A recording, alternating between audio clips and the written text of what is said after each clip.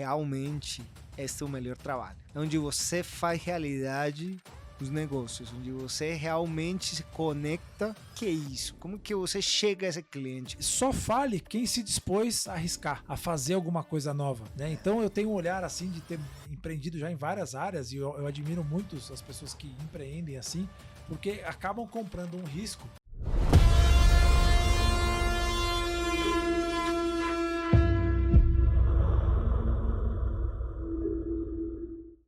Olá, turma, sejam todos muito bem-vindos aqui ao Vortex, esse programa do AceleraCast, essa série, na verdade, que está sempre diante de pessoas com pesos pesados da área comercial, da área de vendas.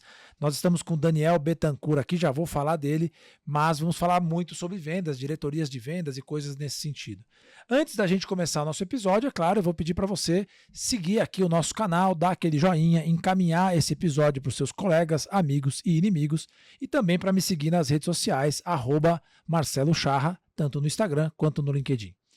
E eu vou começar então agora apresentando o Daniel Bettencourt.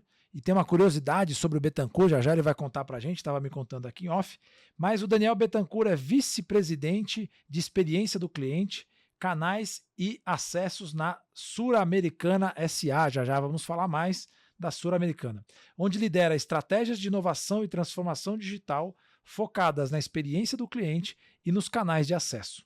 Com uma sólida formação acadêmica, pasmem vocês, senhores, Engenharia Mecatrônica pela Escola de Engenharia de Antioquia e mestrado em Administração Financeira pela Universidade EAFIT.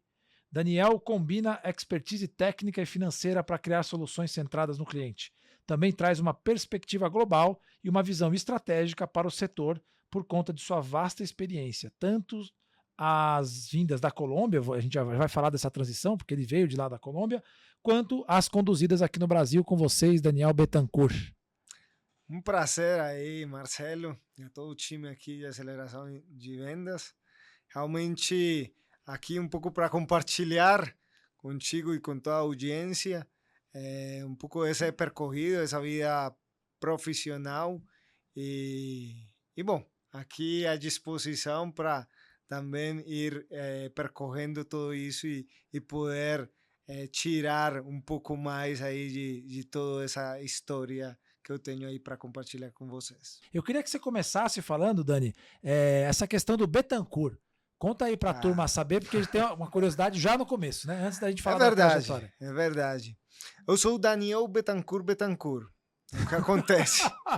Dois Bettencourt é curioso, até tenho mais no nome. Todo mundo fica me perguntando, por que é isso? Eu sou Bettencourt Escobar Velázquez Bettencourt Hurtado. Não, peraí, calma, não. É sério isso? É sério. Não, vamos falar de novo. Mas, para resumir e para não ter problemas, se resumiu em dois, tá? Daniel Bettencourt, tá? Então, na verdade, o legal dessa história é que meus pais é a quarta geração que terminaram se juntando e tendo filhos. Eu sou o terceiro de 4 irmãos, então de 4 filhos, na verdade. E é isso, Bettencourt. Então aqui, para todos souberem, na Colômbia, por exemplo, chamam as pessoas pelo primeiro sobrenome, que é o sobrenome do pai. Quando chegam os estrangeiros de fora, então aqui no Brasil chamam pelo segundo sobrenome, que é o sobrenome da mãe. Eu não tinha esse problema, Bettencourt era mesmo. Mas quem vem de fora tem esse desafio. Puxa vida, que curiosidade interessante, né? Você falou que é o terceiro filho de 4, é isso? É isso. E qual foi a sua influência para você decidir na sua carreira dos seus irmãos, ou se não tem nada a ver? Cada irmão fez uma faculdade. Basicamente, o fio condutor de toda essa história era a empresa familiar. A empresa familiar é uma empresa dedicada ao setor manufatureiro, setor de energia, setor de telecomunicações. Então, fazia todas as instalações elétricas e de gás, por exemplo. E, nesse sentido, todos meus irmãos estudaram engenharia industrial, os irmãos mais velhos, engenharia mecânica, e eu cheguei aí como terceiro em engenharia mecatrônica. O caçula não estudou isso, ele foi pelo lado do direito, excelente comercial, aqui pegando o gancho aí da conversa que vamos ter daqui a pouco. E, bom, essa foi um pouco a história, então tudo girava ao redor dessa empresa familiar. Puxa vida, que legal. E aí a empresa, ela ainda existe? Não. Depois de 32 anos, ela faliu. Eu estava no final de minha faculdade e quando a empresa faliu, bom, aí quem ficava, porque os 2 irmãos mais velhos trabalhavam lá, meus pais trabalhavam lá, então quem ficou aí para responder pelo lar e pela casa e demais, era eu. Então, aí começa um dos primeiros desafios de aprendizado que eu tive, de, bom, buscar emprego onde tivessem oportunidades e encontrei na Sura. Que história sensacional. Eu não sabia disso, estou sabendo aqui agora. E que legal você trazer isso assim, porque esses anos em que a gente sai da casa dos nossos pais, né, ou que a gente está ali com 18, 19, 20 anos, enfim, é um momento que forja a nossa vida para frente, né? É isso. E, claro, isso não é para falar que recomenda você passar por coisas como essas, mas quem já passou realmente descobre que momentos difíceis vamos ter todos na vida. Mas quem sabe que é possível superar esse tipo de problema, dificuldades. Depois de 10 anos, eu lembro quando eu cheguei aqui com minha mãe, ela falava, meu Deus, eu nunca imaginei que eu ia estar no Brasil depois de 10 anos de ter esse episódio que para eles foi muito mais dolorido. Para mim foi como, tudo bem, se eu sou o responsável agora pela família, vamos lá, o que temos para fazer? Vamos buscar e vamos ver onde vou encontrar. Nossa, então, que história linda, que história linda. E você sabe que a gente aqui no Brasil, né, tem muito essa questão de olhar para as pessoas que falem, né, que faliram, num olhar meio negativo, né? Só que só fale quem se dispôs a arriscar, a fazer alguma coisa nova, né? Então eu tenho um olhar assim de ter empreendido já em várias áreas e eu admiro muito as pessoas que empreendem assim, porque acabam comprando um risco. E aí talvez diferente um pouco do olhar de quem olha de fora, que diz, vai ser lucrativo, o cara vai ser bilionário e tal. Alguns são, mas é tipo falar que todo jogador de futebol vai ser o Neymar. Alguns jogadores de futebol viram o Neymar, mas nem todos aqueles que começaram lá na várzea, né, se tornam Neymar. Então, acho que o empreendedorismo tem um pouco disso, então, muito legal, e certamente esses 35, né, ou 32? 35. Esses 35 anos puderam forjar muitas famílias que viveram lá e que dependeram dessa empresa e que em algum momento chegou o fim dela, talvez fosse o tempo que o universo propôs para ela fazer a transformação do jeito que ela pôde fazer, né? Maravilhoso, maravilhoso. Então, assim começa a transformação do Daniel aí. Que legal. De ter que sair da engenharia mecatrônica, onde eu fazia submarinos, fazia luvas para traduzir a linguagem de sinais que usam as pessoas para se comunicar, e passar a fazer parte de outra indústria que eu não estava esperando, mas que pela necessidade da minha casa e minha família e demais, eu tinha que encontrar caminhos. Então, nasceu essa. Que coisa boa, já nasceu na forja. Exato. Pô, Daniel, e aí você fez então engenharia mecatrônica. Isso. E aí por essa questão você foi trabalhar na Sura. Antes da gente falar do seu trabalho na Sura, assim, né? O que é a Sura? Conta um pouco, porque eu tive a oportunidade de ver um espetáculo que eles fizeram, que foi um negócio mágico, eu não conheço nenhuma empresa que fez isso antes. Então, isso acho que representa muito sobre a cultura da empresa e que vários colaboradores se juntaram para contar a história da Sura. Pode até falar um pouquinho mais disso também. Mas foi muito genuíno, porque todos do palco são, na verdade, funcionários da Sura e contando a história desde quando ela foi fundada e etc e tal. Então, como é que foi você, eventualmente deveriam ter outras opções, como é que foi você chegar na Sura e o que é a Sura, além de ser uma seguradora? Primeiro, é importante aqui falar, é o aniversário número 80 da companhia, de todo o grupo. Estamos já faz 8 anos no Brasil. Mas para quem viveu na Colômbia, a Sura é a companhia número 1 do mercado, mas além de esse tema, que é uma consequência de uma criação de uma companhia com princípios claros, com uma forma de se conectar com a sociedade de um jeito diferente, eu acho que, para mim, o mais relevante é o talento humano. O centro de toda esta companhia são as pessoas. E as pessoas, realmente, que a gente procura, as procura com a intenção de desenvolvê-las.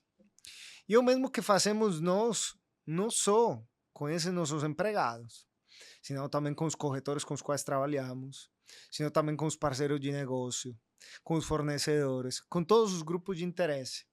Para nós, essa criação de família, de comunidade, é o que levou a Sura a ser o que é lá. Quando você fala Sura na Colômbia, é só para trazer aqui uma curiosidade, né? E você, por exemplo, desce no aeroporto de Medellín, o aeroporto internacional de Medellín, e você pega um táxi, você pode falar para o taxista, eu vou para Sura. E ele vai te perguntar qual endereço você quer ir. Você lhe falar qualquer dos endereços, ele sabe. Então, a percepção de marca para quem mora lá, claro, uma coisa é Medellín, outra coisa são as demais cidades. Medellín é a cidade onde a companhia nasceu. Mas também isso é uma percepção de marca que, independente das outras cidades não serem a matriz, onde está a matriz e demais, a Sura criou uma marca. E se criou a partir desse relacionamento que tem com as pessoas. Então, para mim, resumir a Sura é isso, são as pessoas. É a forma como fazemos negócios. É a forma como, para nós, o início de qualquer relacionamento são os princípios nossos, que são 4. Respeito, responsabilidade, equidade e transparência. Esses 4 são os que definem as decisões que a companhia toma. Então, com isso, para nós como funcionários, como administradores aqui a Sura Brasil, é muito mais simples tomar as decisões, sempre baseadas nesses 4 princípios. Muito legal. E se eu não estou enganado, no teatro mostra um momento em que a Sura passou uma dificuldade? Isso foi pelos anos 2000, antes dos anos 2000. Realmente foi dificuldade financeira, dificuldade onde todo mundo, toda a empresa se reuniu por essa criação de comunidade e aportou algo de qualquer jeito, seja financeiro, seja em dedicação adicional, para buscar levantar a companhia do momento crítico que, bom, estamos falando de uma época complexa no mundo, como um todo, mas que para a Colômbia e para a Sura particularmente foi mais desafiadora. Então, também se levantar de momentos difíceis, onde a companhia estava nessa situação, hoje falar que é a número 1 do mercado em ramos elementares, em ramo de benefícios, em ramo de previdência lá na Colômbia, é um sucesso a partir de uma construção de companhia muito boa. Eu acho que quando tem essas adversidades, né? E eu estava falando com um outro cliente, e é super comum essas adversidades, né? Porque as empresas são seres, eu falo, são organizações, né? São organismos vivos e que vão tomando suas decisões e às vezes pega um vento a favor e acaba estimando um olhar para o mercado e que acaba não se concretizando por vários fatores, né? Acho que volta um pouco naquele lugar que a gente está falando de quem está à frente, está sempre se arriscando. Eu costumo dizer, né, que tem aquela história da curva ambidestra, né? Que é você continuar fazendo o que você faz de um lado e inovar do outro. Você tem que fazer as duas coisas ao mesmo tempo. E aí eu trago sempre o caso da Netflix, né, em que a Blockbuster, que é uma locadora de vídeo, quem é mais jovem aí talvez não se lembre, mas era uma fita de vídeo que você alugava lá e tinha que devolver. E aí a Blockbuster teve a oportunidade de comprar a Netflix. Ou seja, sair do mundo offline, do mundo físico real para o mundo digital. E naquele momento, você imagina que pelo tamanho das companhias, você deveria ter lá uma série de consultorias e pessoas muito inteligentes, com muito dado, sustentando o que compra ou o que não compra. Né? Para quem já lidou com consultorias assim, né? Só que em algum momento o coração de alguma pessoa teve que dizer, bicho, vai ou não vai? E aí a decisão foi não comprar. E aí a Blockbuster fechou e a Netflix foi embora, né? Que é o que é hoje. Mas por mais que você tenha dados, né? E tá tudo certo, muito claro, o mundo dos negócios exige esse grau de intuição que é, cara, legal. E agora, diante desse cenário, você acredita ou... Então, eu gosto sempre de trazer isso porque esses cenários adversos acontecem porque em algum momento alguém tomou uma decisão que poderia ter dados para sustentar, mas... Você vai ou não vai? Isso aí. Essa é a decisão.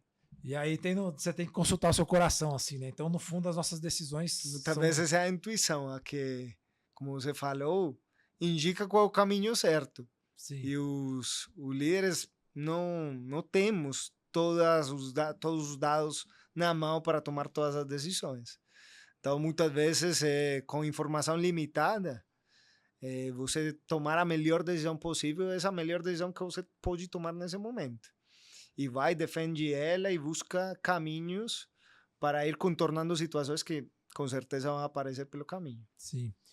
Muito bom. Bom, agora que a gente já conheceu aqui o Daniel Bittencourt e mais alguns Bittencourts, conta um pouquinho dessa trajetória. Como ele tem muita trajetória ali na Sura, é legal, eu pedi para ele dividir aqui em algumas etapas, porque são vários momentos, e são vários momentos muito ricos, assim. Então eu queria que você dividisse um pouco, contasse um pouco da sua história. Você lembra do seu primeiro dia na Sura? Eu lembro, não foi o mais legal, mas lembro. Então conta pra gente, se puder, lógico. Claro, não foi o mais legal, porque lembro que eu vinha essa experiência de ser engenheiro mecatrônico, esperando aplicar todo o meu conhecimento na empresa familiar. E de um momento a outro, bom, me convidam para ser parte da área de riscos. Eu até perguntava para a pessoa que me recomendou, mas o que faz um mecatrônico numa área de seguros? Não entendo. Me falavam, curiosamente, estão contratando um monte de mecatrônico lá na área de riscos para fazer modelações. E eu entrei na área de quantificação de riscos. E aí estamos falando de todo tipo de riscos financeiros, riscos operacionais, riscos técnicos. Eu fiquei particularmente aí focado em um assunto de riscos técnicos. Então, aprendi a parte técnica da companhia, da área de seguros em particular. E isso foi, bom, foram 3 meses. Eu sempre falo para minha família, os 3 meses mais difíceis, porque foi como uma transformação desse profissional. E quando eu já peguei o jeito e comecei a aprender, me chegou um seguinte desafio que era a Sura. Eu entrei no ano 2012. Esse ano 2012 foi um ano tranquilo de algumas decisões, mas foi tranquilo. Em 2013 eu estive aí também na área de quantificação de riscos, e no ano 2014 começa a me convidar para fazer valorações de empresas. Porque a Sura estava numa internacionalização, uma busca de companhias na região. Nesse momento a Sura tinha 4 companhias. Estava na Colômbia, na República Dominicana, El Salvador e no Panamá. Então, a companhia estava com uma posição bem concentrada na Colômbia, então estava buscando se diversificar na região, na América do Sul, e aí começa a aparecer oportunidades. Me lembro ter valorado companhias no Panamá para complementar nossos canais de distribuição lá, ter valorado companhia no México, ter valorado companhia no Chile, particulares, ou seja, opções específicas para esses países, até que no ano 2015 chegou a RSA. RSA nesse momento estava em 6 países. Um deles era a Colômbia. Então, em realidade, depois da aquisição que nós tivemos, já vou voltar para contar um pouquinho mais disso, se fusionou a companhia Colômbia, que nós já tínhamos, com essa operação da RSA da Colômbia. Mas essa valoração me ensinou demais. Por quê? Porque uma coisa é você entender a parte técnica que eu lhes falei, que foi meu início na área de seguros. E outra coisa bem diferente é entender holisticamente como funciona uma companhia de seguros. Desde os prêmios que chegam, desde as receitas, até o lucro final, conectando com os desafios que tem no balanço, com os desafios que tem isso nos elementos regulatórios, solvência e demais. Então, valorar companhias foi todo um desafio. Eu também não sabia, como muitas das coisas que aqui vou ir percorrendo. Mas eu sempre falo, o pior que pode acontecer é que eu aprendi. E para mim, isso tem o valor máximo e é sempre o que eu vou manter em minha carreira. Então, nessa internacionalização, foi um período de 6 meses, valorando companhia. Essa companhia é Você ia RSA. visitando assim? Não, isso era banco de investimento. Então, tinha o vendedor, um banco de investimento, a gente o outro, e entre eles trocavam informação. A gente fazia perguntas, eles respondiam. Foram 6 meses em finais de semana. Era trabalhando mais de 14 horas por dia. E, bom, deu uma oportunidade para mim de conhecer todos os números dessa operação. Então, essa operação terminou no ano 2015, finais, lá pelo mês de setembro, outubro, uma coisa assim. Você fecha o contrato e começam a vir as companhias para integrá-las à nossa operação a partir do ano 2016. Por isso que eu falo que o Brasil já tem com a gente 8 anos. 2016 até agora. Então, o Brasil foi o primeiro que nós integramos. Foi em fevereiro do ano 2016. E aí, daí até o mês de junho, julho, integramos as outras 6 operações. E aí, para a Sura também foi uma transformação, porque tudo se administrava desde a operação da Colômbia. Operação gigante, então a matriz, como falaríamos, a matriz estava lá, não era a mesma operação que fazia todo o trabalho aí pelas outras operações e determinava a estratégia, para onde íamos e demais. Mas quando já falamos de 9 operações, você tem que ter uma equipe corporativa. Sim. Então você cria o que é nosso corporativo, que também está lá em Medellín, em Colômbia. E esse corporativo começa a nomear as pessoas, os líderes, os vice-presidentes que iam trabalhar aí. E me chamam, porque, bom, eu tinha toda essa bagagem de número. Me chama o vice-presidente financeiro, Juan Fernando Uribe, e me convida para fazer parte de um time, o time de gestão de capital para toda a região. Então, aí começa outro capítulo na minha vida, lá no corporativo. Esse corporativo, eu trabalhei lá, foram 4 anos. Esses 4 anos eu começava já a trabalhar com o Brasil. Tinha nessa responsabilidade 4 países: o Chile, o Panamá, a Colômbia e o Brasil. Então eu já comecei a aprender aí um pouquinho português, assim se já portunhou ainda pelo sotaque, mas aí comecei a aprender um pouquinho o português. E lá no ano 2020, final do ano 2020, sendo gerente lá, me convidaram para ser parte da vice-presidência financeira aqui no Brasil.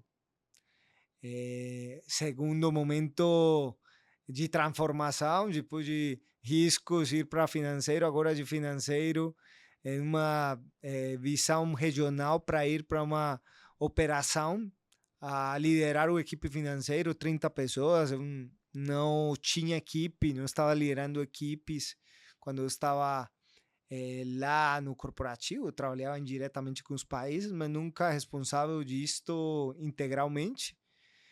Chego aqui como expatriado no meio da pandemia, com minha esposa, que sempre me acompanha em todos estes assuntos. Foi a primeira que falou, vamos. Eu contei a história e no minuto seguinte ela falou, vamos embora. Vamos embora. Peraí, então deixa eu fazer uma pausa aí, Dani. Então, você entrou lá na área de riscos, começou a trabalhar no M&A. Isso. E aí veio para o Brasil. Deixa eu só voltar um pouquinho aqui. Na área de M&A, assim, né? Que é sempre uma ciência nessa história do M&A, né? Mas o que você mais aprendeu nessa história do M&A? Porque às vezes aquela história é o número que eu consigo construir, né? Tem uma frase da estatística que fala: a estatística é a arte de você torturar os números até eles dizerem o que você quer. Né? O que você aprendeu nessa história de valuation para cá, para lá, enfim? Eu acho que o mais relevante desses processos é você ter muito clara e claro as estratégias e esse valor adicional que você vai entregar como melhor dono dessa empresa, dessa companhia que você estiver comprando. Essa sinergia, também valorar as antisinergias que podem acontecer, são fundamentais. O Excel consegue você fazer o que você quiser. Sim. Se você falar que vai crescer 30%, aí qualquer coisa vale. Mas o mais importante é o racional atrás desses números. Sim. É a estratégia de como você vai gerar valor para essa operação. Vamos dizer o seguinte, uma pessoa, para a gente, números hipotéticos, né? Para uma pessoa pagar 1 milhão numa empresa pode não fazer sentido, mas para uma outra empresa pagar 1,5 milhão às vezes faz. Certeza. Pela sinergia ou pelo mercado que ela tem. Certeza absoluta. Isso, quando vocês olham no mercado valores realmente altos, que você fala, mas por que eles estão pagando isso? Realmente, aí existem muitas estratégias. Estratégias, por exemplo, de canais de distribuição que a companhia não tem, complementaria com isso sua operação. Produtos que a companhia não tem e com isso complementaria, então poderia fazer um cross-sell do que eles já trazem, né? Poderia trazer assuntos como, por exemplo, estratégias de vendas específicas.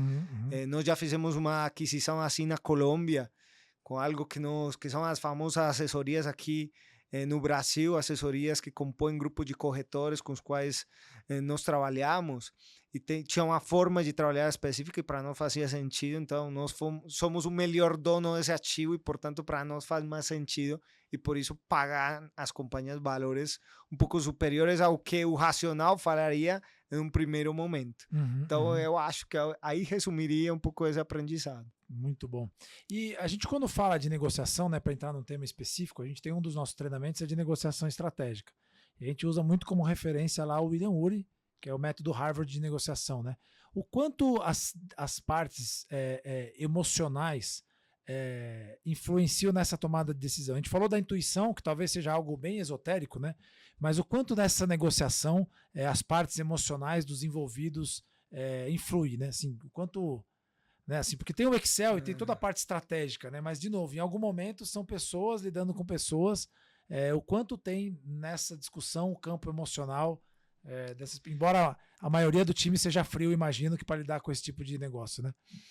Eu acho que tem componentes qualitativos que você sempre vai incorporar nesses modelos de valoração, mas existem elementos qualitativos que você não vai conseguir incorporar. Tá. E aí vem um pouco a emocionalidade. A emocionalidade de você sentir que você sim é o melhor dono, de que, por exemplo, a Sura, nesse momento, que já tinha gerado na Colômbia, nós como organização já tínhamos desenvolvido lá na Colômbia, por que não poderíamos trazer isso que nos fez diferente lá a outros países, respeitando as culturas, as formas como se fazem negócios em cada um dos países, mas por que não, certo? E em alguns momentos isso te leva a usar essa emocionalidade, por que não? Sim. E vamos que a companhia é capaz, sim, e possivelmente o Excel não vai responder nesse primeiro momento, mas depois você com argumentos e com um pouco mais de emoção consegue no final fazer coisas que possivelmente o racional te fala no primeiro momento que não. Que não dá certo, legal. Muito bom. Aí você então faz todos esses estudos de M&A e vocês adquirem a RSA, é isso? É isso. E aí tinha uma subsidiária no Brasil. Uma subsidiária aqui. Legal. E aí convidam o Daniel para... Daniel, você vai virar o CFO lá. Eu vim com o CEO, o Jorge Mejia. O Jorge era o CEO no Panamá. E eu vim também com o vice-presidente de RH. Tá. Então, o Juan Guerra, o Jorge Mejia e eu fomos convidados, eu particularmente como CFO, aqui para esta operação. Só que, no momento, não estava em uma posição muito legal, certo? Tínhamos alguns assuntos que precisávamos ajustar desde o ponto de vista de rentabilidade. Teve que cortar muito custo. A gente teve que fazer algumas mudanças, transformação cultural da companhia, tomar decisões, como Sim. qualquer administrador, que olha a sua companhia e vê que realmente não tinha uma tendência adequada. Nesse momento estamos em um momento de prejuízo, números reais do mercado, também no meio de uma pandemia que não é simples, então precisávamos mudar essa tendência. E a gente, de mais ou menos 4 milhões de lucro, desculpa, estou falando aí em dólares, então vou virar, de 20 milhões de prejuízo no ano 2020, a gente hoje pode falar que vamos terminar com mais de 30 milhões de lucro. Então, de menos 20, viramos para mais 30. Quanto tempo? Isso estamos falando de 4 anos. Nossa, bastante. Então, foi um trabalho talento humano, volto a falar.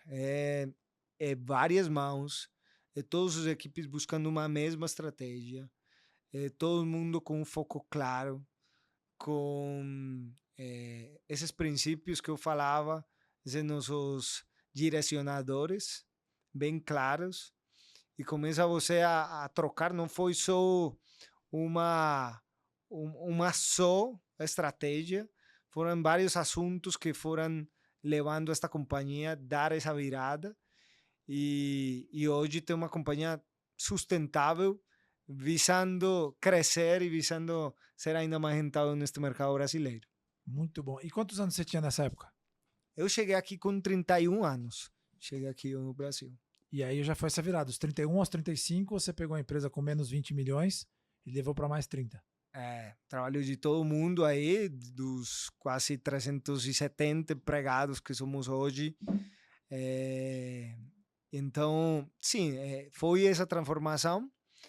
Eu, no meio de tudo isso, também, sendo CFO, tive uma grande parte desses 4 anos, mas faz 1 ano e 8 meses que estou em outra posição, em outro cargo aqui dentro da Asura, agora responsável pela vice-presidência de clientes, canais e acessos, que em termos simples é basicamente a área comercial e tudo o que tem a ver com o modelo operacional da companhia.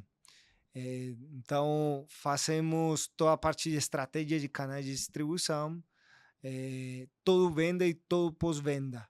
Então, é isso em termos gerais a minha responsabilidade hoje com o meu time aí dentro da Asura. Faz 1 ano e 8 meses mais ou menos que estou nesse cargo. Muito bom, já a gente vai falar dos resultados também, porque o Daniel aí de novo, né? Esse jeitinho aí mais tranquilo dele não mostra o grande gigante que está aqui à minha frente, porque são números de fato extraordinários e são números de empresa grande, né? Porque quando você pega uma startup e fala, cara, a startup cresceu 30%, 40%, 50%, 100%, são, né, crescer em cima de uma base menor. Agora, os números que tem a Sura pelo tamanho e tudo mais é que traz, eu acho que a maior... a grande genialidade do que você falou de talento humano, né? Da empresa ser focada no talento humano. E nesse processo, ainda para finalizar essa etapa, de você sair de 20 negativo para 30 positivo, qual foi o maior aprendizado, assim? Porque quando a gente olha, né? Chegou o pessoal, você for comprar, vão cortar tudo, né?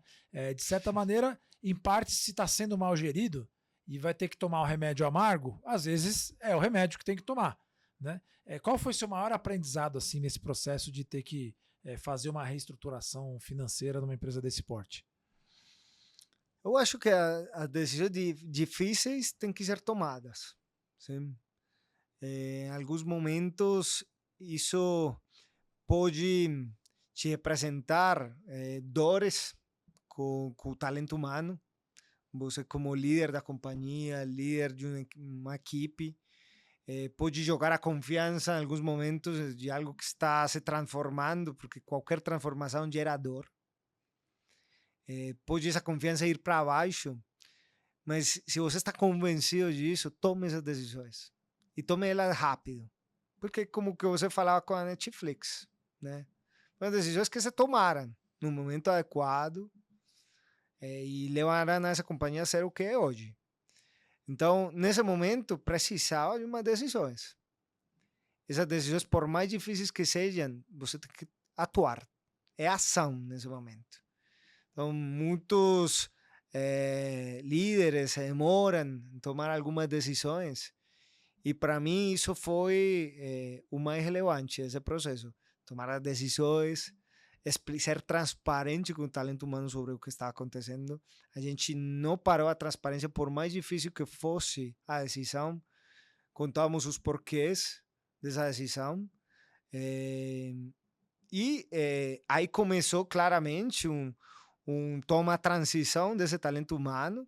Pessoas que acreditaram nessa transformação, outras que não tanto. E que decidiram sair e buscar outras oportunidades, que é válido também.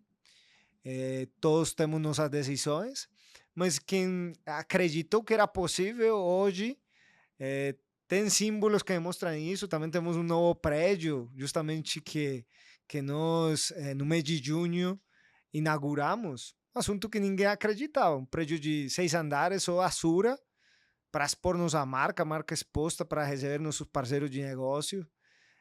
Feito com muito carinho, com um ponto de conexão com toda nossa área comercial e com todos nossos parceiros de negócio, e isso foi possível produto de toda essa transição. É um símbolo de toda a evolução, mas não deixa de ser um símbolo que quando você pensava nessa companhia 4 anos atrás e você falava de um prédio novo, nós estávamos aí perto da estação Berrini, no prédio Robocop, e eram 2 andares. Já 2 andares um pouco velho já, desde o meu ponto de vista quando chegamos, sempre com a intenção nossa de transformar tudo. E foi possível este ano. E se transformou o talento humano, se transformou esse prédio como símbolo de toda essa transformação. Temos também uma forma de ver e ver nossa estratégia, ver esse futuro de uma forma diferente. Hoje já falamos de um time que está encarregado de um programa de transformação para fazer esse longo prazo possível, porque, como vamos aqui falar daqui a pouco, as ambições da Azura continuam na crescente, ou seja, por aqui não para. Muito bom. E aí, para um último gancho aí, né? Quando você fez toda a avaliação, você estava lá na Colômbia, né? Fez toda a avaliação da empresa e tal. Quando você chegou aqui no campo, qual foi a principal diferença do que estava no Excel? Porque, né? Eu não sei se você chegou a visitar aqui antes, acho que não, né? Visitou não, antes? Então, assim, você estava no time que estava lá no back-office, fazendo todos os estudos, falando, não, vamos para cima que dá. Aí você chegou aqui. Conta um pouco dessa eventual barreira cultural, não sei que tipo de dificuldade que você falou, cara, eu acho que isso aqui tá um pouquinho diferente lá do Excel, mas legal, coisa boa tem. Tem alguns assuntos que eu posso aqui compartilhar. O primeiro é o tema impostos aqui no Brasil. Porque quando eu cheguei, foi um choque. Nós tínhamos a primeira chamada aí de o auditor da companhia era, gente, tem um assunto aqui de impostos, eu estava no mês de dezembro, início do ano, que temos que resolver. E realmente é um mundo. Isso também me levou a aprender um monte de coisas. Esse foi o primeiro assunto que, quando você comparava isso. E agora no campo, a área comercial e demais, é também entender como se fazem os negócios. Aqui no Brasil, desde meu ponto de vista, eu acho que muitos na companhia compartilhamos isto.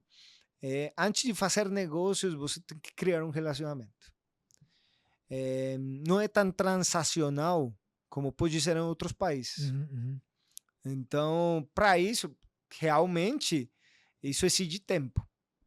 Então, esse tempo você que tem que investir visitando e demais, é um assunto que hoje se demonstra um pouco pelo número de crescimento da companhia, mas que em realidade, este tema, para nós, fez uma diferença de como, por exemplo, desconcentrar companhias. Hoje, uma companhia ainda concentrada em frotas, em transporte, que são 2 produtos que nós temos. Como desconcentrar, certo? Achávamos que era muito mais rápido, mas não é tão rápido. Precisa de um tempo, precisa de um trabalho junto com os corretores, de um acompanhamento, de um convencimento deles de trabalhar com esta marca. Não é o mesmo falar de uma marca que, como falar, o taxista conhece na rua, a falar uma companhia que hoje tem menos de 0,5% do mercado. Então, e esse é o nosso desafio. Vamos criar essa companhia aqui também, que todos os brasileiros se sintam orgulhosos de ter os seguros com a Sura. Essa é a nossa ideia. Você falou do Robocop, a gente teve a oportunidade de fazer um trabalho com a Sura nessa época, que era lá no Robocop, né? A gente fez um trabalho, na época tinha um cliente de vocês, supermercadista lá do Nordeste, e estava muito forte no massificados, né? No garantia estendida, acho que agora não é muito foco. Não sei se... Garantia estendida não, massificado sim. Sim. Então não, era garantia estendida mais especificamente, e aí a gente teve uma oportunidade super legal de fazer um trabalho interessante. Isso acho que talvez seja 19 ou 18, alguma coisa assim. E aí, oportunamente, né, esse ano a gente teve a oportunidade de trabalhar junto de novo, então foi um grande reencontro pra gente, muito legal. E você tá falando do novo prédio, então a gente teve lá no novo prédio, um prédio, muito legal, assim, porque tem uma arquitetura voltada pro foco no talento humano. Eu estava conversando com o dono de uma grande empresa de imobiliários corporativos, e ele falou: Marcelão, antigamente só se pensava em layout na fábrica, porque você na linha de produção vai dizer assim, para eu produzir esse carro aqui, essa linha de produção é mais inteligente. Para outro tipo de peça ou para outro tipo de carro, eu tenho que mudar umas máquinas de posição. Então, de acordo com a produção, você monta a linha de montar o layout da fábrica, né? E ele falou, cara, eu entendi há pouco tempo atrás, até vou falar o nome, fazer um jabá aqui, que é o pessoal da Ricó, né, daquele imobiliário Ricó, que é uma empresa também centenária, né? Então o layout das fábricas é pensado a partir do que vai ser produzido. E aí, conversando com o dono da Ricó, ele falou, Marcelo, as empresas também passaram a entender que não precisa só de uma bancada com um monte de gente alinhada, que o layout das empresas também muda de ano a ano. Então você tem às vezes uma área de marketing que está aqui e de repente junta a área de marketing com a área de vendas. E você precisa de um novo layout na planta, que tem a ver com a interação das pessoas e tudo mais, né? Então foi muito legal ver o layout pensado mesmo. A gente tem um andar do auditório ali, né? Auditório, um terraço. Então a gente convida os corretores para fazer espaços aí de construção com eles, de troca de ideias, para também formar nossos comerciais, para fazer happy hour depois de todo um trabalho junto com eles aí no terraço. Então aproveitamos tudo, aproveitamos todos os andares, ficou bem legal.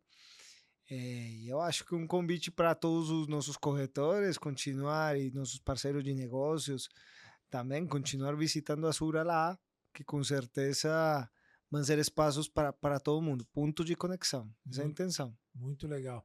E eu lembro que eu estava visitando lá, e aí eu estava com o Michel, e ele me explicou que tem um trabalho com a comunidade local, que faz parte, quer dizer, não é só o talento humano da Sura, né? Também tem todo o entorno, né? Os restaurantes, o ponto de táxi, a escola, a praça. Eu achei muito, muito legal. Se você pudesse comentar um pouquinho dessa visão de comunidade que não é só dentro, né? Porque poucas são as empresas que pensam a comunidade, porque ela é uma parte da comunidade, né? Então as empresas falam, vou construir uma comunidade, mas pensa só nela. Aí quando a pessoa vai para a rua já não é mais da comunidade, né? Como é que você pode contar um pouquinho assim dessa questão? Claro, nós dentro da Sura, do grupo, este grupo que trabalha na América Latina, a gente tem uma fundação Sura, que faz parte, não da Sul-Americana, faz parte do grupo principal acionista da companhia. E esta fundação Sura faz muito voluntariados. Então faz voluntariados que são atividades particulares com escolas, com exercícios que queremos fazer justamente com esses grupos de interesse, comunidades e demais. E que é melhor que você, no local onde você está, a gente está perto de uma escola aí na frente, trabalhar com eles. Isso ajuda a crescer aí a estas crianças que estão começando aí seus estudos. Então, se você puder contribuir como companhia, por que não fazê-lo aí na sua própria comunidade? O mesmo fazemos com restaurantes próximos. Tentamos incentivar a nossos empregados a irem lá, porque se toda a comunidade ao redor começa a crescer e a Sura contribui, tudo cresce, né? E a Sura, como consequência, tem parceiros de negócio aí ao redor que ajudam a construir esse ambiente que foi o que eu falei, construímos na Colômbia, e que essa percepção de marca vai se irradiando, não sei como se fala exatamente, Sim. vai se abrindo, vai se espalhando por toda a região. Então, essa é a nossa intenção, é fazer esses trabalhos aos poucos, ir conquistando mais pessoas. Muito bom, um trabalho bastante consistente, né? Bom, o pessoal que está vendo a gente aí deve estar pensando, pô, mas que a gente está falando de finanças, M&A e não falou de vendas ainda, né? Exato. Mas que agora a gente chegou na parte mais interessante, a gente vai saber o que todo esse conhecimento permite, né? Que o Daniel tem. Tenho a alegria também de ser formado em finanças, então a minha pós-graduação é em finanças, né? Embora atue na área de vendas aí prioritariamente, mas me ajudou muito na parte de entendimento de negócio, de visão de negócio, né?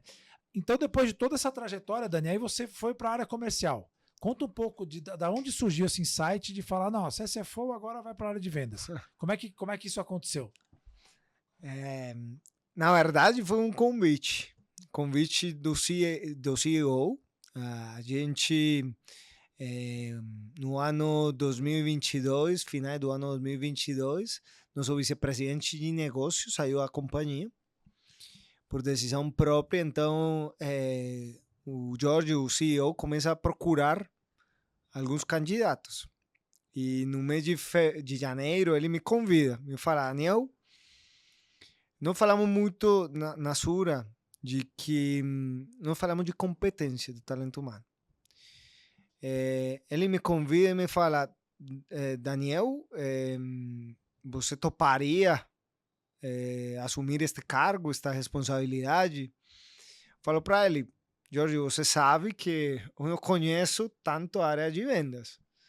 Eu trabalho junto com os diretores regionais, com algumas unidades, mas de estar no campo, de ir para a rua, de visitar e demais, não conheço essa realidade. Mas ele me falou, eu acredito que você tem as competências e pode desenvolver isso. Analisa e me fala, qualquer pergunta estou à disposição. E isso foi igual que o que aconteceu aí anos atrás com o convite para ser o CFO aqui do Brasil. Outra mudança, mas como eu já falei, eu gosto de aprender, eu gosto dos desafios, eu gosto de que realmente sair dessa zona de conforto, sabe? De buscar novas alternativas, de como fazer melhor as coisas. Isso também eu trago de toda essa visão como engenheiro, de como melhorar processos, de como fazer as coisas terem melhor performance. E, bom, aceito a proposta do Jorge e começo esse desafio com essa área de vendas, que faz um ano e 8 meses aí estou trabalhando com eles. Muito bom. Para vir para o Brasil, você precisou consultar a esposa, né? Mas para mudar de área, não. Não, na verdade, ela me falou, eu acredito também como o Jorge, então vai lá, qualquer coisa. Ela é comunicadora, então ela é bastante sociável. E eu sempre falei para ela, você seria ótima na área de vendas. E cheguei eu primeiro, então para ela foi como, bom, vai lá e se você topar, eu gostaria também em algum momento. Agora é ela quem está buscando ir para a área de vendas porque me vê feliz. Que legal. Eu falei justamente uma semana atrás para o Jorge, falei para ele, realmente este é o melhor trabalho. É onde você faz realidade os negócios, onde você realmente se conecta com esse, ou seja, quando falamos de seguros, o que é isso? Como que você chega a esse cliente? Como que você chega a convencer esse corretor que trabalhe com Sura, que a Sura seja a companhia da escolha? esse é um assunto que só quando você está exposto, está com o desafio de ir para frente, de conquistar esses parceiros, esses corretores, quando você sente na pele o que é isto, o que é o seguro, o que é entregar bem-estar e competitividade às pessoas e às empresas. Eu falei isso para o CEO 2 semanas atrás, 2 semanas atrás, e realmente estou convencido disso depois de 1 ano e 8 meses de estar aqui. Que legal, coisa boa. Bom, para a gente é néctar para os ouvidos, né? Falar que a área comercial é uma área legal, né? Eu trago uma reflexão aqui, queria compartilhar contigo e ver sua visão. Segundo a HubSpot, que é um CRM americano, ele disse que 73% dos vendedores se tornaram vendedores, não tinham intenção de ser vendedores, né? Isso é um dado mundial, mas olhando para o recorte Brasil aqui, a gente hoje não tem nenhuma faculdade de vendas, bacharel em vendas. Então, de fato, a realidade é que talvez seja até um pouco maior, né? Que o vendedor aquele se torna um vendedor, fez alguma outra carreira e se torna vendedor. Como é que você vê isso? Você que veio de finanças e acredito que para quem está em finanças, de certa maneira, teve uma dedicação, seja sendo administrador de empresa, financista, engenheiro, enfim, teve uma intenção vocacional de trabalhar com as exatas, vamos chamar assim, com matemática e tal. E na área comercial você tem as pessoas que acabaram se tornando vendedores. Você vê uma diferença, eu vou chamar aqui de campo social, né? Ou seja, esse grupo de pessoas que está na área de finanças e que de maneira intencional foi para lá, e na área de vendas, que são pessoas que acabaram se tornando vendedores, talvez pelas suas qualidades e tal. Você consegue ver diferença nesses dois campos assim? Eu percebo, sim. Percebo um assunto. Realmente, a área comercial, a área de vendas, é uma área, desde minha perspectiva, muito mais emocional. Sim? Eu acho que tem assuntos que, claro, tem que estar a parte racional, onde esse gestor, esse vendedor enxerga o caminho para atingir suas metas, que é essa parte racional. Mas existe outro componente, que é o querer, é a ambição, é o sonhar, é acreditar em algo que é possível. E eu acho que isso pode fazer essa pessoa superar, maximizar seus retornos, poder ganhar mais do que essa pessoa esperava em um primeiro momento. Isso se faz com a parte emocional. Uhum. Então, essas duas coisas têm que conviver. Então, quando eu cheguei das exatas, eu achei que o caminho era por aqui. Então, esta é a receita do bolo. É disciplina, sim, porque tem que ter. É uma rotina, é um trabalho, tem que ter. Mas também tem que ter este outro lado. Se neste lado é difícil, as coisas têm que conviver. E tem também um assunto que são zonas cinzentas. Você realmente, quando trabalha nas exatas, uma área financeira e demais, X ou Y, é um número exato. Mas aqui tem situações. Tem mal-estar de algum corretor por uma entrega que não foi feita, de algum cliente por isso mesmo. Como você atende ele, como há um melhor serviço, como você se conecta de um jeito diferente com eles, o que vai fazer a diferença, o que vai fidelizar eles para trabalharem contigo no futuro. Então, eu vejo principalmente esses assuntos, como trabalhar com a parte emocional também, e eu vejo que isso tem que ser constante, tem que estar os líderes dessas áreas comerciais realmente percebendo esses detalhes dessas pessoas que estão aí na rua. Pode ser que um assunto simples de sua vida pessoal, dessa pessoa, não sei, em seu matrimônio, com seus filhos, realmente esteja fora do que essa pessoa esteja esperando. E se você não perceber isso, realmente essa performance, por mais que você lhe fale de metas, de rotina, de disciplina e demais, esse assunto vai fazer que essa pessoa possivelmente não atinja suas metas. Uhum. Você tem que estar ligado a todo um monte de sinais que aparecem para você poder contornar esses cenários. E outro que eu falei que é a zona cinzenta e poder conduzir temas que não se resolvem com A ou B. Realmente uma conversa, Uhum. construir um cenário, buscar pontos em comum e poder buscar saídas. Muito bom, muito bom. E agora falando propriamente da área de vendas, né, assim, do desafio mais estratégico, que eu acho que é o seu desafio lá. Você estava me contando aqui alguns números, né? Mas antes de falar desses números, assim, o que você fez? Quer dizer, você veio lá da Colômbia, trouxe para cá, né? A empresa tinha acabado de adquirir a RSA, vocês fizeram um trabalho de transformação, entendo também que cultural, e aí você migra para vendas há mais ou menos 2 anos, né? Eu acho que 1 ano e 8 meses, Isso. e aí entende que tem que fazer uma transformação também. Conta um pouquinho dessa transformação cultural, vamos dizer assim, e aí de alguns dados aí que você trouxe para a gente, bem significativos. O que você encontrou no cenário que você falou, cara? O que encontramos? Realmente isso vinha de 2020, final de 2020, a companhia, e nós já percebíamos que realmente existia uma ineficiência desde o ponto de vista de atendimento. E precisávamos fazer uma segmentação diferente dentro da companhia. E essa segmentação diferente está baseada em fazer mais com menos, basicamente.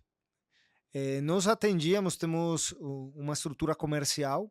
Essa estrutura comercial, um gestor, como nós chamamos a esse vendedor que está visitando constantemente nossos corretores, que são os intermediários, que são nossos consultores com os clientes finais, e são nossos parceiros para poder levar a Sura ao ouvido desse cliente final. Nós percebemos justamente que trabalhar com muito corretor seria tornar esse relacionamento transacional. Porque não faz sentido você tendo 22 dias úteis durante um mês, esperar trabalhar bem com mais de 100 corretores. Isso não faz sentido nenhum. Então a gente tomou estratégias para reduzir essas grades e realmente se conectar de uma forma diferente. Buscar um relacionamento diferente. Esse relacionamento que seja genuíno, que nos leve a compreender de uma forma diferente a esse nosso corretor, a desenvolvê-lo também como empresário, que vai ser etapas que vamos ir percorrendo nestes próximos anos. E para isso tínhamos que fazer uma transformação, redução de grade de corretores com os quais nós trabalhávamos. Tínhamos, ao mesmo tempo, que transformar os papéis dentro de nossa área comercial. De alguns gestores que estavam visitando, passarem eles para fornecer e para ser o vínculo, uma dupla com quem vai visitar daqui para adiante. Essa dupla que tem para nós uma responsabilidade específica. Temos um gestor de negócios que visita e um gestor de mercado que visita, um gestor de negócios que está analisando os números, que está fornecendo informações a esse gestor de mercado para que faça seu dia a dia. Então, a gente começou essa transformação desde o final do ano 2020, isso foi mês de agosto, mais ou menos, do ano 2022, desculpa. E quando eu cheguei em fevereiro do ano passado, ano 2023, estávamos terminando um piloto. A gente tem 11 filiais, então a intenção era levar essa transformação de uma unidade, numa filial que estávamos explorando, a todas as 11 filiais e a todas as unidades comerciais. Então foi um exercício que se fez durante alguns meses, porque era transformar as grades, era explicar que existia uma segmentação, tipos de corretores, por que foram segmentados dessa forma, e mostrar que existiam caminhos para justamente buscar esses desafios que a companhia tinha. E como qualquer transformação, você conta uma história, conta a expectativa que isso tem. Tem pessoas que automaticamente se vinculam com isso, outras pessoas que não tanto. Então, como qualquer transformação, tem rotação de pessoas. Mas o mais legal de tudo isso é que se começa a ver no primeiro ano que temos um modelo já funcional, que é este ano 2024. A companhia no ano 2022 cresceu 16%. No ano 2023 cresceu em top line 12%. E este ano a companhia vai crescer 24%, diversificando essa posição concentrada que nós tínhamos e ainda com muitas, mas muitas oportunidades de melhorar esse modelo que nós temos. Então, faz parte dessas decisões difíceis de transformar, que não vão parar por aqui, porque é uma companhia que está em constante transformação, que gosta da mudança. A mudança faz parte de nosso DNA. Então, a gente busca sempre o melhor para que cheguem depois como consequência esses resultados, que vão ser benefício para todos que trabalhamos para a Azura. Mas essa foi a grande transformação, essa segmentação, esse fazer com menos muito mais. Nós, para que você e toda a audiência tenha uma ideia, nós trabalhamos com mais de 3.000 corretores. Agora trabalhamos com 1.000 e o crescimento quase foi o dobro. Não, foi o dobro que o ano passado. Então, foi basicamente isso. Verdadeiro resultado de eficiência, né? Exatamente. Enfim. Aí é um pouco das duas. Coisa boa. E como é que fica, Daniel, assim, olhando pelos olhos dos corretores, desses 1.000 que apostaram nessa transformação, como é que fica a satisfação? Porque eu imagino que eles estão rentabilizando mais, porque se eu tinha um bolo dividido em 3.000, claro que devia ter uma concentração maior, né? Mas se eu aumento o faturamento e reduzo a quantidade de corretores, tem mais corretor ganhando mais dinheiro. Como é que ele vê essa relação de dizer assim, pô, a Sura, de fato, está me ajudando aqui de alguma forma como gestor de canal, de negócio, etc e tal, a eu melhorar o meu faturamento, que é tudo que um corretor quer, né? Uma companhia que está preocupada em aumentar o faturamento dele e não só de escoar o seu produto, né? Como é que você vê essa satisfação do ponto de vista do corretor? Vamos dizer, o impacto dessa transformação pelos olhos desse corretor que ficou.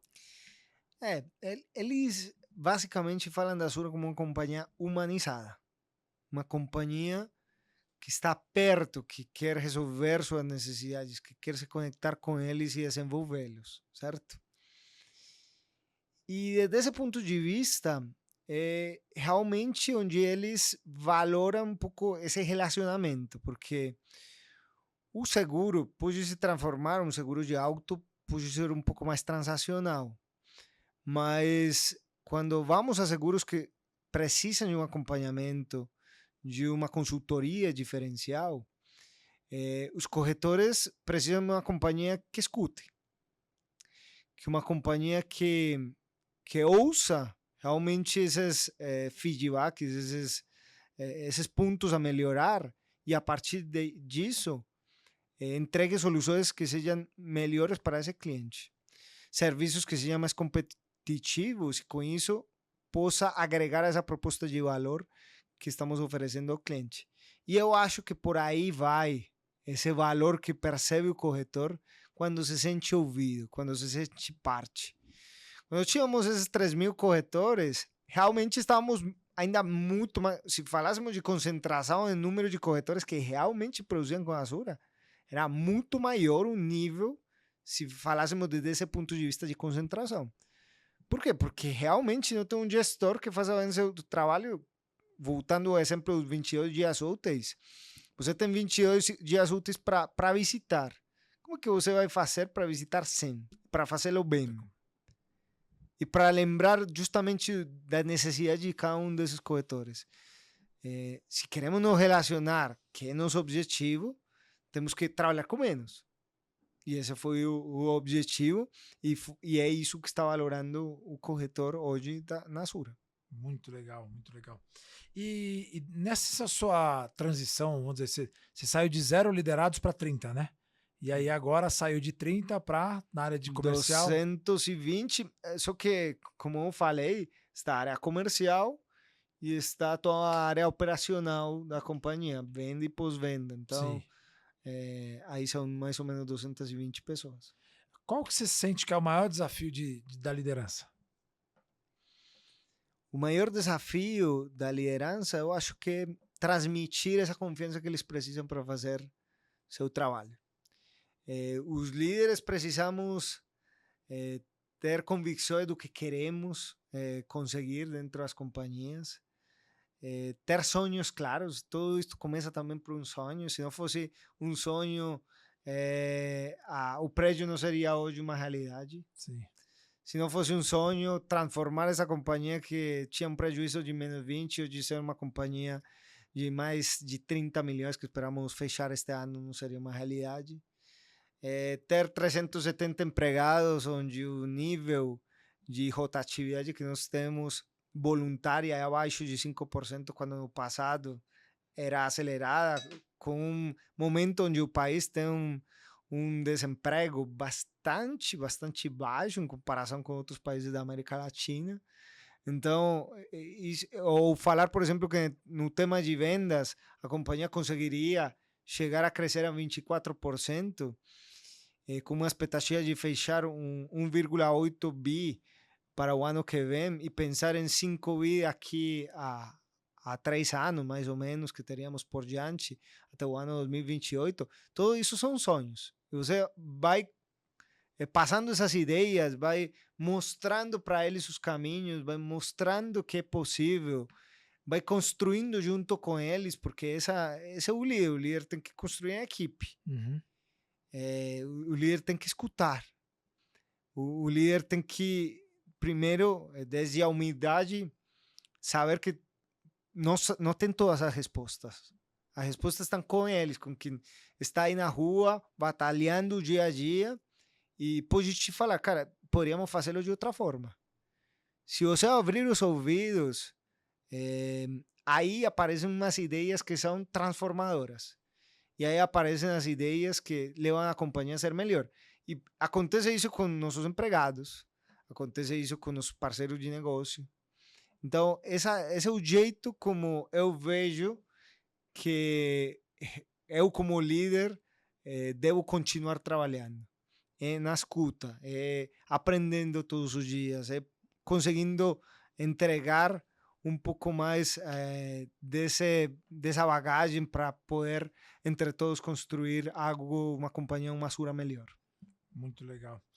E, Dani, indo para a nossa reta final aqui, me fala um pouco assim, né? A gente falou bastante de vendas aqui, de liderança. Eu acho que de fato é difícil ser líder assim, né? Tem essa característica, porque vez ou outra você vai estar indo contra algum interesse, vamos dizer assim, né? E é muito importante que o time esteja unido. Acredito que a cultura da Sura ajuda a gente a ter, vocês terem essa vamos dizer, o pré-julgamento eu acho que já é mais positivo, porque a cultura é com foco no talento e tudo mais. Mas falando disso, assim, queria trazer um pouquinho, né? A gente fala muito aqui a questão do esporte, a gente é bastante fã do esporte aqui, né? Da questão da consistência e tal. Me fala um pouquinho, como é que você, eu sei que você treina com bastante frequência, como é que você vê o esporte, a importância do esporte numa rotina de alta performance, seja na posição que você está hoje ou mesmo no dia a dia de um executivo? Para mim é fundamental. É a forma de eu compensar como líder agora, com estes desafios, com o que todos os dias trazem pela frente, trazem estresses, trazem dor de cabeça, resolver problemas, situações que aparecem. Para mim o esporte é realmente uma forma de desafogar um pouco toda essa emoção que em alguns momentos chega, que pode não ser a melhor. Então, para mim, é o equilíbrio. Para mim, é o equilíbrio. Eu tento, pelo menos 4 vezes por semana agora, fazer o esporte. E eu acho que é o que me ajuda a sempre acordar todos os dias também com uma energia diferente. Quem faz esporte e quem faz ele de forma rotinária sabe que não tem nada melhor que começar o dia fazendo esporte.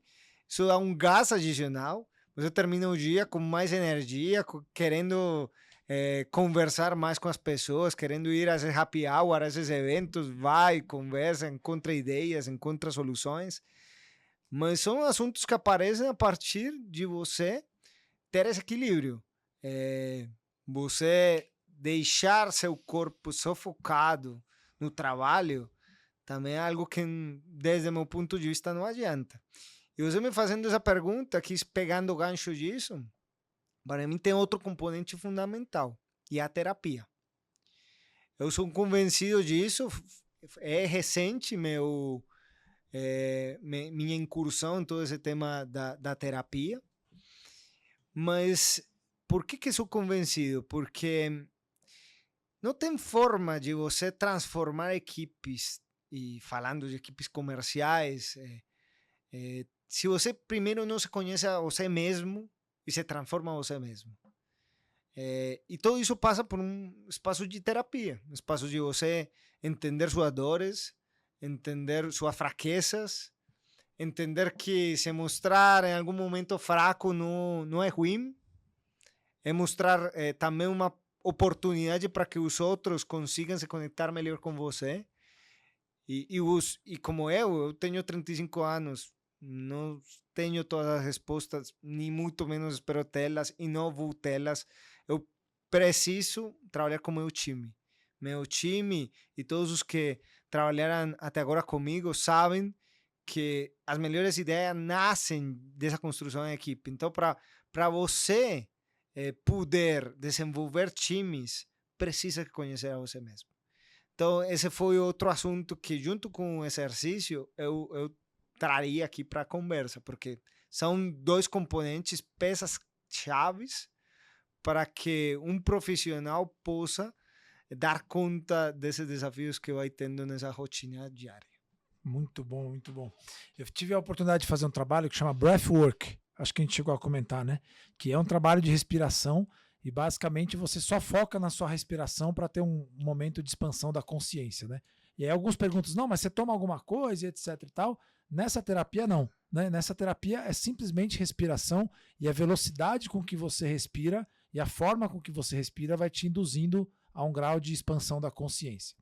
E é mais ou menos como o pessoal fala assim, eu faço meditação. E fazer meditação é tipo esporte, fala que eu faço esporte, tá, mas é corrida, é bicicleta e tal. Então a meditação tem vários estágios e várias possibilidades, né?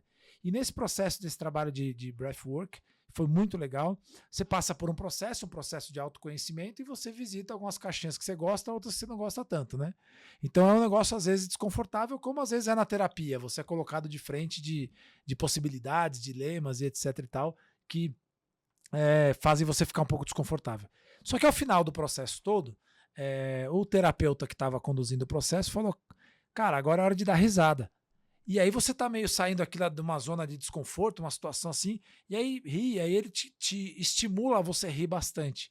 E nessa vez que eu fiz essa oportunidade, foi lá na Chapada dos Veadeiros, foi muito legal, eu passei a ressignificar um pouco esses processos nossos de dor de uma terapia. E para mim passou a ser legal ter a consciência de que você está tratando uma dor. Né? Então você fala assim, eu tenho medo de ficar preso no elevador. Aí quando você vai lá e trata aquilo e acha a raiz daquilo, poderia ser algo que te deixa desconfortável e tal, mas eu aprendi a ver isso como uma coisa legal. Fala, cara, olha que legal, a gente está se curando.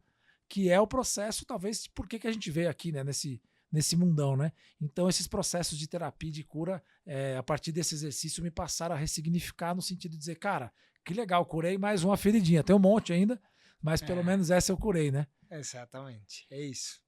E aí, Dani, conta um pouco desse processo assim, não sei se talvez você algum insight que você teve na terapia, alguma coisa que você fala, cara, eu passei a pensar melhor sobre determinado assunto, ou o que mais te motiva na terapia? São as perguntas que são feitas, as situações, as perguntas que você não sabe responder, o que você acha tão relevante assim nesse processo de autoconhecimento? Eu acho que primeiro todos temos uma história. Todos temos um porquê estamos fazendo o que fazemos. Temos assuntos que nos motivam. E esse se conhecer a você mesmo é essa oportunidade de você dar o máximo se conhecendo, certo? De você realmente validar que é isso que você quer fazer. E quando já falo de equipes e no contexto de desenvolver times e demais, é buscar realmente isso que te conecta. Isso que faz esse relacionamento ter uma potência diferente. Isso que faz essa pessoa que está aí na frente, na rua, visitando e fazendo negócios, ele performar, ele estar feliz. Porque, gente, vamos ser sinceros aqui. Você fazer qualquer trabalho e você não topar, não gostar disso que você faz é muito dolorido. Você tem que sentir que você gosta disso que você vai fazer. Porque aí tudo é mais tranquilo. As coisas chegam. As coisas vão. O primeiro passo é você gostar. Se você gosta e você depois aprende a fazer essa metodologia que te levará a performar da melhor forma, isso é uma combinação perfeita. Então, para poder fazer isso, você precisa se conhecer e depois começar a conhecer os demais. E isso são conversações. Uma conversa simples, Sim. mas genuína. Sim. Então, o que eu aprendi, e aqui abrindo o coração, realmente eu era, no meu relacionamento, muito transacional. Muito transacional. Um pouco desse racional financeiro, né? Que gostava de... Bom, é A ou B. Não tem outro jeito. Mas as pessoas não somos A ou B. Sim. As pessoas somos muitas mais coisas. Sim. Então, as pessoas somos alegria, somos tristeza, somos uma família, somos um contexto que fazem dessa pessoa que está na frente de você ser alguém com características muito particulares, que se você quiser se relacionar com ele de uma forma genuína, precisa lhe conhecer. Muito bom, muito bom. Bom, eu sou fascinado por autoconhecimento, por várias práticas possíveis, né, e de todos os caminhos. Nós tivemos uma imersão da aceleração de vendas que a gente fez com os vendedores, não, com profissionais, né, empresários, vendedores e tal, e a gente levou um tema da constelação familiar. Não sei se você já ouviu falar alguma coisa sobre isso. E foi maravilhoso, porque traz um pouco de quanto os nossos ancestrais impactam a nossa vida hoje. E o quanto, eventualmente, um nó ali do seu avô, do seu bisavô, né, foi carregado, né, ou epigeneticamente, ou simplesmente culturalmente, né, que pode ser uma frase que ele falava e que seu pai fala, que o pai do seu pai, etc. e tal. E aí chega em você, de repente, está falando uma frase do seu tataravô para sua filha. Né? E aí a constelação trabalha nesse lugar de uma maneira quântica, vamos chamar assim. Então, um negócio sofisticado e muito interessante. Muito legal, Dani. Me fala uma coisa. Todos nós deixamos marcas, né? Eu costumo dizer que marca é o que falam de você quando você levanta da mesa do bar. Então, se levanta e o pessoal fala, pô, esse cara aqui é um cara legal, é a marca que você deixou. Ou se fala, esse cara aqui não é tão legal, é a marca que você deixou. Olhando para a aceleração de vendas, você teve a oportunidade de trabalhar conosco na Sura, espero que tenhamos outras oportunidades, mas da oportunidade que nós tivemos contigo, o que né, tem para completar aqui a pergunta, que eu comecei errado ela, mas o Dr. Seuss, que é um cartunista da Universal Studios, que desenhou Cartola, que é aquele gato com a cartola vermelha e branca. Aliás, produção, tá faltando o Dr. Seuss aqui, vamos providenciar, hein? A gente vai botar aqui, tem o Rafik, e a gente vai botar aqui o Cartola. E aí ele fala assim, o que faz você ser mais você do que os outros? E você teve o contato com a aceleração de vendas, e minha pergunta para você é, o que faz a aceleração de vendas ser mais aceleração de vendas do que outras empresas? Muito boa pergunta, porque eu acho que uma conexão real com a estratégia da companhia. O que mais me surpreendeu de aceleração de vendas nesse espaço curto, nós falamos com vocês, eu acho, 2 semanas antes desse nosso espaço aí de construção com os times, vocês pegaram a nossa informação, estudaram ela, em curto período de tempo já tinham claro para onde que a companhia ia e construíram um material que hoje é fonte, alguma ferramenta de uso constante, uma delas que chamamos de planejador Sura, que você até pode depois contar um pouquinho mais, que é realmente como você se planejar para esse ano que vem, como você estruturar essas metas de uma forma que sejam atingíveis, com justamente as oportunidades que você sabe que estão no mercado. A gente começou a usar produto de que foi estruturado, foi feito na medida do que o cliente precisava, neste caso a Sura. Então eu falaria isso, essa conexão, essa velocidade de vocês se adaptarem a esse cliente para poder entregar o melhor aí do que você já conhece. Muito bom, que legal. A gente faz isso com muito prazer, assim, é muito legal de fato, né, a gente tem um lema aqui que é fazer as pessoas e empresas venderem mais e melhor comprovadamente. E a gente paga um preço caro por esse comprovadamente, porque a gente o tempo todo está tentando gerar evidências de que houve um aprendizado, ou de que houve de fato o aumento de vendas, o ticket médio, enfim, qualquer que seja o indicador que a gente está trabalhando. Então foi um projeto muito legal também, e foi muito legal ver o time também responder, né? Porque eu digo que é como se fosse qualquer trabalho que a gente entrega, é um mastermind, é uma soma do que a gente tem para levar e do que o time tem para entregar. Mas o mais legal ali foi o alinhamento tanto seu quanto do Michel, que estavam organizando ali, quanto os gerentes, de permitirem que a gente fosse avançando aos sinais verdes da turma, né? Então foi um trabalho muito legal mesmo, foi especial, e ver o grau de transformação das pessoas, né? Me lembro até que você terminou dando o livro Spin Selling para a turma, né? É isso. Por que esse livro? Recomendado aí. Eu acho que seguros tem muito a ver com isso, porque este livro começa falando de que essas vendas transacionais, essas vendas pequenas que o livro coloca aí, não podem ser tratadas do mesmo jeito que uma venda consultiva, uma venda grande, como fala o livro. Então, tem uma forma de se aproximar a esse público diferente. Uhum. Isso acontece muito com o seguro. Ninguém acorda todo dia, vou comprar um seguro amanhã, né? Não é algo que aparece assim de um dia para o outro. Então, você tem que encontrar essa forma de se conectar com esse seu corretor, que para nós é o parceiro que leva essa venda para frente. E como se conectar com esse cliente, dar as ferramentas para que se conecte e para que mostre essa proposta de valor de uma forma atrativa. E esse cliente poder acreditar que a Sura vai ser uma companhia que vai lhe acompanhar em toda a sua jornada. Então, eu vejo por aí. Eu vejo que esse livro traz um pouco dessas dicas. Muito bom. E agora as perguntas finais aqui, né? Se o Daniel, hoje encontrasse o Daniel com 8 anos de idade, imaginando que o Daniel com 8 anos de idade está num parque se divertindo lá, jogando bola, o que o Daniel de 8 anos falaria para o Daniel de hoje? Olha, que orgulho. Realmente valeu a pena todo o esforço. E eu acho que os princípios, valores, seguem sendo como o eixo central dessa pessoa que está aí já com 35 anos. Então,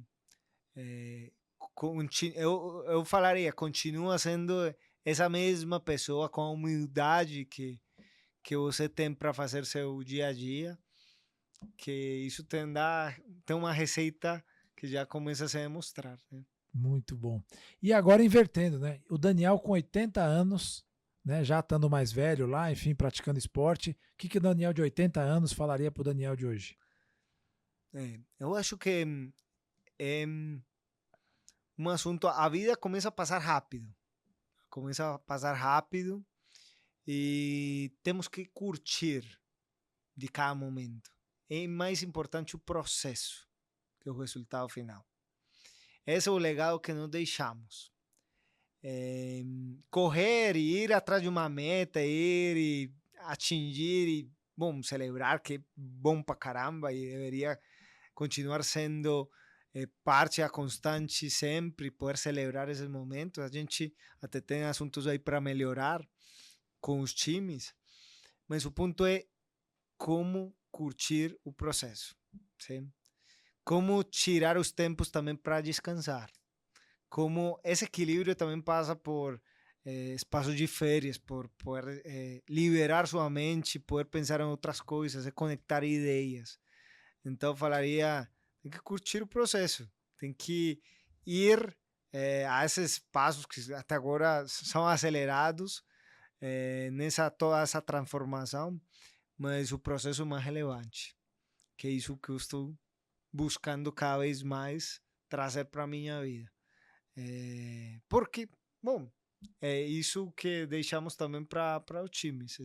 É isso que os times vão ver desse Daniel quando já tenha 80 anos, vai ser o processo de construção. Não se crescemos 24% ou 12%, esse talento humano que se desenvolveu durante esse período de tempo, Esse é o legado. Muito bom, muito bom. Tivemos aqui com o Daniel. Eu vou pedir para você agora deixar um recado aqui para a câmera final. Se você estivesse falando para o mundo inteiro e todas as pessoas do mundo pudessem te ouvir agora, qual mensagem você deixaria? Uma frase, um livro, uma recomendação, um filme, enfim, algo que toque o seu coração. Eu falaria que não deixem de aprender. Essa seria a minha mensagem.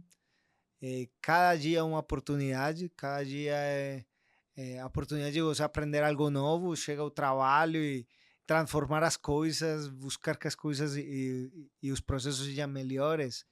É um assunto que, para mim, é a chave de até onde eu cheguei. Eu acho que continua sendo, o mundo está se transformando a um ritmo muito acelerado. Então, essa seria a minha frase. Não deixe nunca de aprender. Boa. Muito bom. Queria agradecer aqui o Daniel Betancourt, que nós já entendemos aqui a origem. Muito obrigado, Daniel, pela sua presença aqui, pela sua simpatia e por trás desse CFO, ex-CFO, bate um coração. E é muito legal poder compartilhar aí com toda a sinceridade, com toda tranquilidade esses temas aqui. Muito obrigado pela sua presença. Muito obrigado a todos vocês, espero que tenham curtido. Valeu, produção, Alvinho, Carol, aqui agradecer a todos, tamo junto. Vocês que estão aí nos assistindo, não esqueça de dar o seu like, curtir, favoritar, compartilhar e nos seguir nas redes sociais. Daniel Betancourt, lá no LinkedIn você vai achar o Dani, e @Marcelo Charra no Instagram e no LinkedIn. Vai lá, dá uma curtida, like e nos sigam. E é isso aí. Foi o episódio número 9 do Vortex, essa edição focada em líderes de vendas de grandes companhias. Um grande abraço, até lá, valeu!